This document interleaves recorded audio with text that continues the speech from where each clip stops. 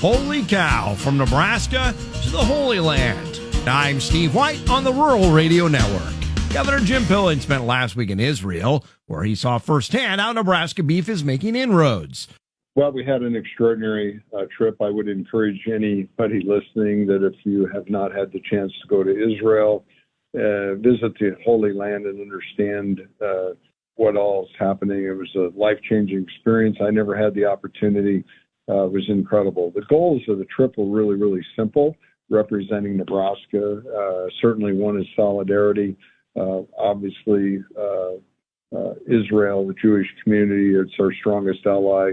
And we wanted to make sure. I've been appalled at some of the anti-Semitism I have experienced and seen. So we have 10,000 within the Jewish community across the state of Nebraska, want to be supportive. So number one. Number two, trade missions. So we were focused on water. There's extraordinary, it's the startup capitals of the world. There's 9,000 or 10,000 companies that are starting up, developing technology, a lot around water, which is really, really important to me and to all of us in the state of Nebraska. How can we use the latest technology to protect our aquifer from quantity and improve our water quality? And then obviously, nobody knows, but they're going to now.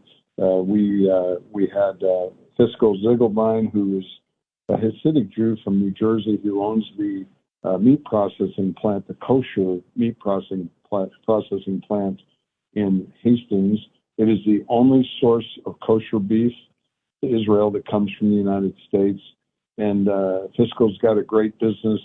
We met with a bunch of his customers, and he is planning on taking that plant from 500 to 1,200. So it's another example of growing our Nebraska businesses so we can continue to create value-added agriculture. So that was a key piece of it. The other one was nobody realizes a company that used to be a little engineering company in Omaha called HDR is now, because of key leadership 30 years ago, is now the largest employee-owned engineering company in the world. Because why is that a big deal? Because the office can't do it all. It creates more jobs for Omaha and to grow their office in Omaha. And then lastly, there's a company that not many are aware of called General Dynamics in Lincoln. I think they employ around 700 people making key components of what's called the Arrow 3 missile system in Israel, the missiles that can go shoot up, come down, and take rockets out that are intended to do damage. You mentioned the plant in Hastings, Western Reserve or WR Reserve, I think it's known as. I was Western Reserve. I was in the airport in Grand Island about 10 years ago and saw a plane load of Hasidic Jews get off the airplane, and I had to ask somebody what's going on, and I heard the story and then followed with that with interest because, as I understand it, we're the only ones sourcing that kosher beef product. And I think that probably aligns with your trade vision. We're not going to give the soil away. Let's be strategic. And exactly. That seems to fit that mold of let's do something strategic. Let's do something that nobody else is doing. And, a value added proposition. Exactly. And, it's here's where we're at. We've got to start bragging more. We are number one in the world in cattle production. Texas is number 2 now. We feed over 6.5 million cattle, and this is a tremendous example of value added. I was able to visit and speak to a key group of customers that distribute a lot of the kosher beef. We're the only plant in the United States of America that sells kosher beef to Israel, and Fiscal he's going to grow that plant from 500 a day to 1,200. It's absolutely value-added agriculture, and it goes in hand, Steve. In regard to, we've heard lots about the soybean market and need to sell soybeans to China. Well, in Nebraska, our vision is no, we don't want to sell corn and soybeans and put them on barges selling commodities or giving the topsoil away. In Nebraska, because of the last 2 businesses that went into Norfolk Crush in Norfolk started operation last year processing soybeans. AGP built a new plant in David City that I think you were there for the ribbon cutting.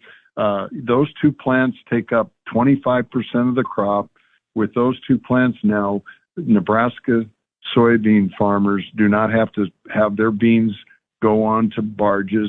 Between everything in all the plants in Nebraska and a couple right on the border, all of our soybeans are getting processed, which means we are making biodiesel, we're making oil, and we have a lot of soybean meal to sell to Vietnam and other countries. So and utilize here. So for the livestock industry. So those are how we're growing businesses and creates extraordinary value-added agriculture. Nebraska Governor Jim Pillen detailing his trip to Israel. You're listening to the Rural Radio Network. I'm Steve White reporting on the Rural Radio Network. Catching up with Governor Jim Pillen just back from Israel. In the first part of our conversation, we talked about Nebraska beef. The only certified kosher plant shipping beef to Israel is in Hastings. A Hasidic Jew from New Jersey who owns the meat processing plant, the Kosher meat processing plant in Hastings. It is the only source of kosher beef to Israel that comes from the United States. And Fiscal's got a great business.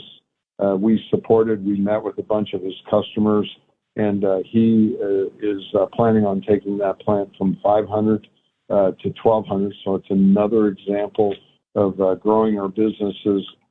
Speaking of the beef issue, I've certainly heard some pushback to what the president has talked about importing beef. I mentioned I was with the Secretary of Agriculture last week, and Secretary Rollins says, hey, folks, we have to remember we've always imported a certain amount of beef to be able to use as a ground beef product.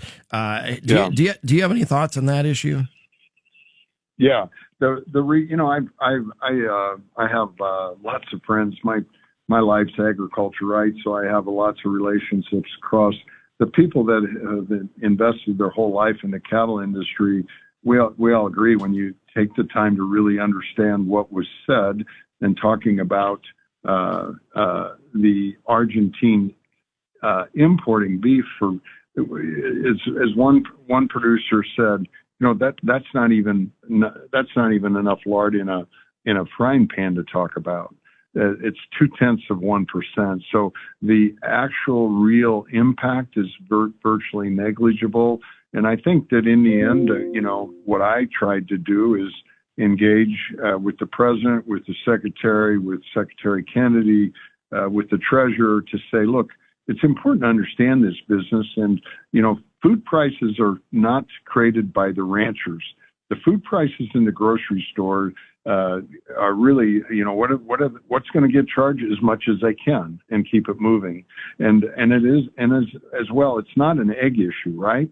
If I can't afford a steak, I can buy a pork chop or I can buy chicken. So it's drastically different. I think the key is that, there's a whole lot of processes of why we have high priced beef right now. And that, lowest number since 1950 has to do with age, has to do with drought, has to do with really, really cold winters and low conception rates, has to do with a disease in Mexico that we have to keep the border closed for screwworm. It's a multifactorial, and, a comment's not going to change. It changes in a couple days. The other that nobody talks about is when we can do a lot of trading on the board. There's a lot of outside money that has nothing to do with supply and demand economics. That probably was the biggest disruptor. But I think if we just move on, that story goes away. Nobody, that's not going to change supply and demand economics at the ranch and cattle level. Anything else on your mind that you want to let folks know about today? Yeah, I think the other thing that is really, really exciting, is what has taken place this past year with a lot of work from a lot of people across the state, but a company called Tallgrass that has converted a natural gas pipeline that goes east-west across the state into being able to carry carry CO2 from our ethanol plants, sequester it in Wyoming, which means that it creates a higher value ethanol from our Nebraska corn. And so that's happening. We have plants that have gone online in the last month, creating a much higher value, which opens up doors for markets. When I was in Japan a month ago or 6 weeks ago, they are going to do E10, which creates 1,250,000,000 gallons of ethanol, which is exactly the value that people are wanting from us. So we would expect the ethanol industry that has a great chance to double because of this technology. Politics has gotten away in other states. We didn't let that happen in Nebraska. So I'm really, really excited for Nebraska farmers, for the ethanol industry, the bioeconomy, aviation fuel. We are in an extraordinary position to have billions of dollars of growth in value-added agriculture as we grow our businesses and as we do some things like making polypropylene from Nebraska ethanol, and those are billions of dollars of projects that we're working hard to bring to fruition. So it's extraordinarily exciting times for Nebraska. Nebraska Governor Jim Pillen joining us, talking about his vision for the bioeconomy. Prior to that, talking about his trade mission to Israel. After recording this interview, the governor toured the Green Plains ethanol plant in Wood River, as that plant has now connected to the Tallgrass carbon capture pipeline project. Next week, ADM in Columbus, also celebrating completion of that project. The governor says Iowa has now ceded the title of top ethanol state to Nebraska. I'm Steve White reporting.